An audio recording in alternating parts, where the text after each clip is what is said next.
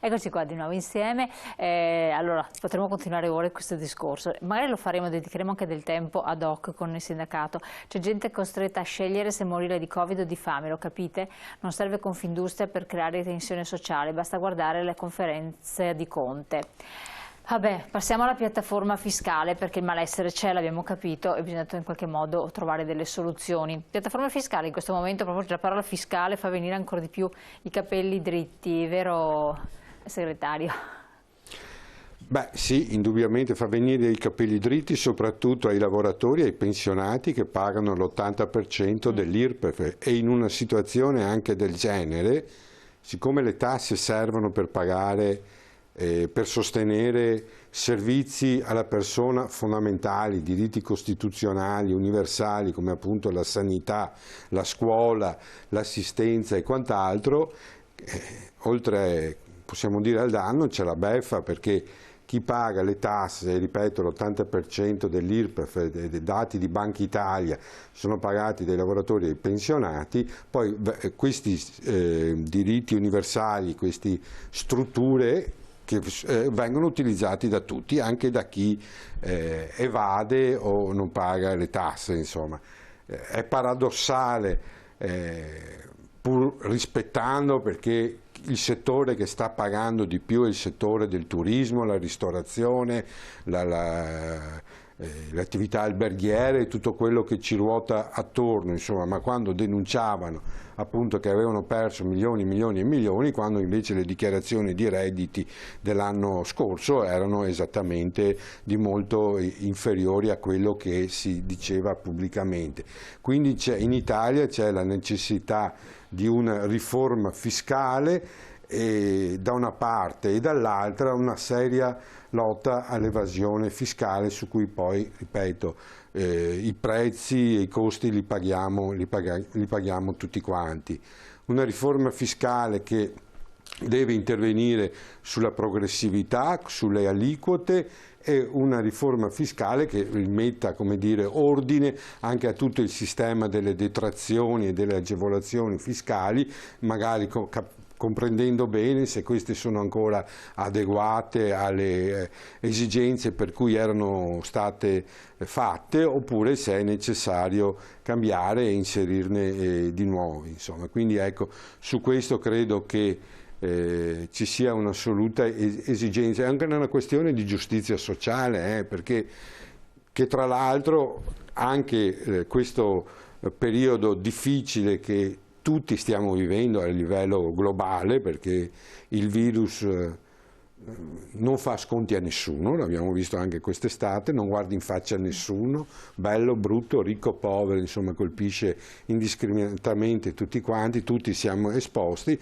però se c'è un dato, anche questo accertato e acclarato, è che durante questo periodo le disuguaglianze sociali sono aumentate e anche quindi attraverso la leva fiscale bisogna riportare, come dire, un po' di giustizia sociale in questo paese che dal punto di vista delle disuguaglianze è molto molto indietro, insomma, sono sì, pesanti. Righetto, cosa dice riguardo del tema fiscale, della fiscalità? Righetti, non Righetto. Righetti, sì, Righetti. Sì, Scusi. È un decennio oramai che attraversiamo tante crisi con effetti pesanti, prima quella finanziaria, poi quella produttiva, crisi climatica, adesso sta crisi sanitaria con tutti i suoi annessi e connessi, per cui le diseguaglianze sono cresciute enormemente in termini di distribuzione della ricchezza. Potremmo dare dei numeri, ma non serve, insomma è palese per tutti quanti. Aumenta in modo forte la popolazione che è in condizioni di povertà o assoluta o relativa o che è in rischio di povertà, perché aumenta anche il lavoro povero. Molti di chi lavora sono a rischio di povertà perché hanno lavori precari, lavori con poche ore di lavoro, insomma tutte le cose che sappiamo. Per cui se non si vuole morire di fame è necessario intervenire con politiche economiche, sociali e fiscali diverse. Ma voi avete fatto una proposta precisa al governo? Avete avuto modo di incontrarvi col governo nel frattempo, fare delle proposte, avere un'interlocuzione oppure no? Sì, ci siamo incontrati anche recentemente, anche per la legge di bilancio. Non siamo stati completamente soddisfatti delle risposte e degli impegni, troppo vaghi e generici, per cui abbiamo richiesto un nuovo incontro direttamente a Conte, insomma, al Presidente del Consiglio, Sì. perché l'incontro l'avevamo avuto col Ministro del Lavoro e con quello delle Finanze. E siamo determinati a insistere sulle nostre proposte e sulle nostre priorità. Per rafforzare le politiche economiche e sociali è necessario agire e cambiare anche il sistema fiscale.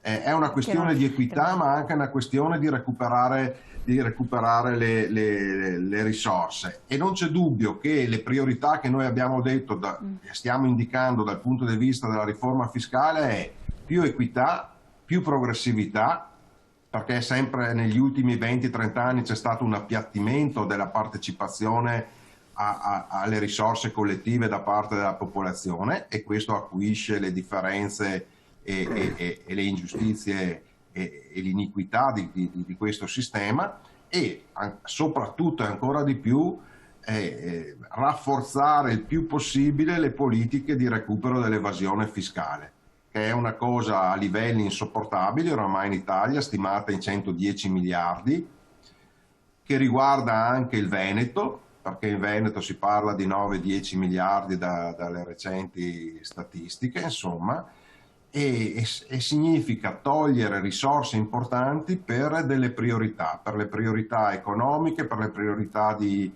investimento e per le priorità di protezione sociale. Guardate che c'è una rappresentazione della situazione del bilancio italiano che forse non corrisponde del tutto alla realtà. Non è vero che in Italia prevalgono le spese rispetto alle entrate. È da 10-20 anni che il bilancio primario dell'Italia è in positivo, e cioè che le entrate superano le spese.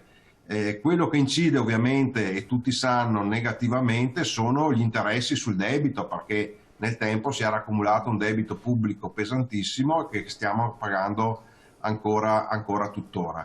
Per cui avere un recupero di evasione fiscale significativo consentirebbe appunto di ridurre il livello di interessi sul debito pubblico, che è uno dei problemi principali del nostro Paese. Ovviamente abbiamo, oltre a questa impostazione generale, avanzato anche delle proposte concrete e specifiche. Allora, io Righetti, la interrompo un attimo, segretario, perché queste proposte, in modo che possiamo dedicare un attimo di tempo con tranquillità, io ho la pubblicità che incombe, le specifichiamo bene subito dopo, appena rientrati dalla pubblicità, quindi dovete restare con noi, seguiteci.